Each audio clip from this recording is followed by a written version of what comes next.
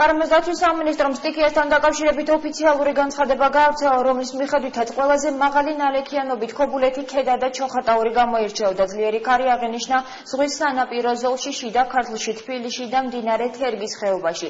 ქარის მაქსიმალურმა სიჩქარემ ქობულეთში 20 და თბილისში 25 მეტრ წამს მიაღწია. ზღვის სანაპიროზე ტალღების სიმაღლემ საშუალოდ 3 მეტრი შეადგინა, რაც მაღალი სიმძლავრის შტორმს განეკუთვნება. დასავლეთ საქართველოს უმეტეს მდინარეებზე წყლის დონე მნიშვნელოვნად აიწია, თუმცა ჯერჯერობით საშიშ ნიშნულამდე არ მოუღწევია. ამ მომენტისთვის არსებული ინფორმაციით აღნიშნული მოვლენების შედეგად ქედის რაიონში დაიტბორა ნათესები და დაზიანდა საავტომობილო გზების ცალკეული მონაკვეთები. დაიტბორა ოზურგეთის, ქობულეთის და ბათუმის ცალკეული ქუჩები. ბათუმში დაიტბორა რამდენიმე საცხოვრებელი სახლის პირველი სართული. თბილისში ხანმოკლე ინტენსიური ნალექების შედეგად დაიტბორა რამდენიმე ქუჩა და შეფერხდა ავტოტრანსპორტის მოძრაობა.